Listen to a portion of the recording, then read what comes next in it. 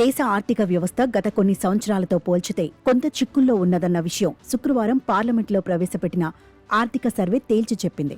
మన ఆర్థిక వృద్ధి రేటు ఇప్పటికీ ప్రపంచ ఆర్థిక వ్యవస్థలన్నింటితో పోల్చితే బలంగానే ఉన్నప్పటికీ దేశీయంగానూ అంతర్జాతీయంగానూ పలు సవాళ్లు రాబోయే కాలంలో ఆ జోరుకు పగ్గాలు వేయొచ్చునన్న సంకేతాలు వెలువరించింది.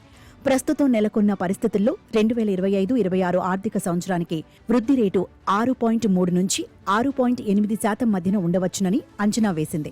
2047 నాటికి వికసిత భారత్ కావాలన్న లక్ష్యం నెరవేరాలంటే ఈ వృద్ధి రేటు ఏమాత్రం సరిపోదు. ఏడాదికి సగటున 8% వృద్ధిని సాధిస్తే తప్ప మనం ఆ లక్ష్యాన్ని చేరడం సాధ్యం కాదు.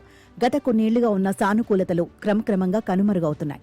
రష్యా ఉక్రెయిన్ యుద్ధం, పశ్చిమాసియా సంక్షోభం, యూరోపియన్ ఆర్థిక వ్యవస్థల్లో మందగమనం వల్ల ఎగుమతుల రంగం ఎదురెదుతోంది. ప్రస్తుతం ప్రపంచ వాణిజ్యంలో భారతదేశం వాటా కేవలం 2% ఉంది. ఈ ఆర్థిక సంవత్సరంలో మన ఎగుమతుల వృద్ధి రేటు 1.6%కే పరిమితమైంది. దీనికి తోడు కొత్తగా రెండోసారి అధికార పగ్గాలు చేపట్టిన అమెరికా అధ్యక్షుడు ఆత్మరక్షణ విధానాలకు పెద్దపీట వేస్తున్నారు. దీనివల్ల అమెరికాకు ఎగుమతులు మరింతగా తగ్గే అవకాశం ఉంది. ఇవన్నీ విదేశాల నుంచి ఎదురవుతున్న సవాళ్లైతే దేశీయంగా ద్రవ్యోల్బణం పెనుభూతంగా ఉంది. గత ఏడాది రుతుపవనాల సానుకూలత కారణంగా గ్రామీణ ఆర్థిక వ్యవస్థలో కొనుగోలు శక్తి పెరిగినప్పటికీ నగర జీవులు మాత్రం ధరల కాటుకు విలవిలలాడుతూనే ఉన్నారు. ఫలితంగా వారి కొనుగోలు శక్తి తగ్గిపోయింది. పెరిగిన ద్రవ్యోల్బణాన్ని తట్టుకోగల రీతిలో వారి వేతనాలు పెరగడం లేదు.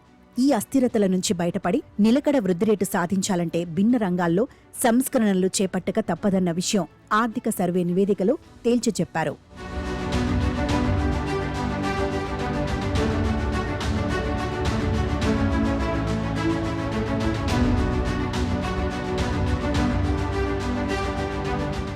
దేశీయంగా వృద్ధికి ఊతం ఇచ్చే రంగాలను ఉత్తేజితం చేయడానికి చర్యలు తీసుకోవాలని సూచించింది.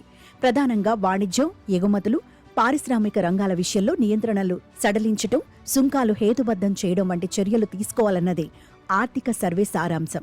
దేశంలో ఉపాధికి వెన్నుదన్నుగా నిలుస్తున్నది ఎంఎస్ఎంఈ రంగమే.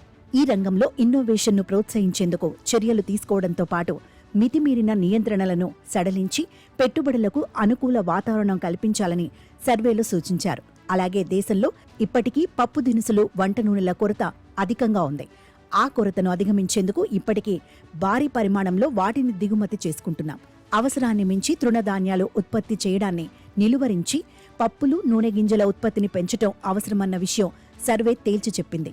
ఒక పక్క మార్కెట్ ధరల్లో ఆటుపోట్ల నుంచి రైతులకు రక్షణ కల్పించేందుకు ఒక ప్రత్యేక వ్యవస్థ ఏర్పాటు కావడంతో పాటు మరోపక్క సాధారణ గృహస్థులకు రక్షణ కల్పించే సమాంతర వ్యవస్థ ఒకటి ఉండాలని సూచించింది. ఇక ఎగుమతులు ఉత్తేజితం చేయాలంటే వాణిజ్య సంబంధిత వ్యయాలు తగ్గించేందుకు చర్యలు తీసుకోవాలని తేల్చి చెప్పారు.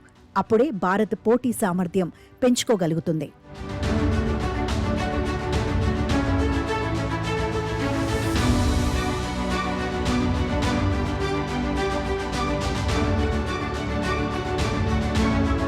ఆర్థిక వ్యవస్థ ఉత్తేజితం కావాలంటే మధ్యతరగతి ప్రజల ఆదాయాలు పెరగాలని, కంపెనీలు వేతనాల పెంపుకు చర్యలు తీసుకోవడం అవసరమన్న విషయం నాగేశ్వరన్ ఒక చక్కని ఉదాహరణ ద్వారా చెప్పారు.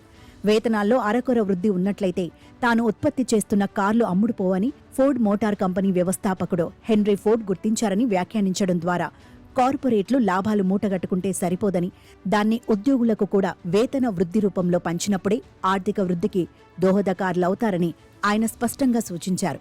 మొత్తం మీద ప్రస్తుత సంక్లిష్ట పరిస్థితుల నుంచి బయటపడి దేశం స్థిరమైన వృద్ధి రేటు సాధించే దిశగా అడుగేయాలంటే సంస్కరణలను ఆశ్రయించక తప్పదు. ఒక పక్క వ్యయాలను నియంత్రించుకుంటూ మరోపక్క స్థిరమైన వృద్ధిని కొనసాగించడం ద్వారా వికసిత్ భారత్కు బాటలు వేయడం అనేది కత్తి మీద సాము అనక తప్పదు. ఆర్థిక సర్వేలో సూచించిన భిన్న మార్గాల్లో పయనిస్తూ దేశ ఉజ్వల భవిష్యత్తుకు ఆర్థిక మంత్రి నిర్మలా సీతారామన్ నేటి బడ్జెట్లో ఏ విధమైన బాటలు వేస్తారన్నది వేచి చూడాలి.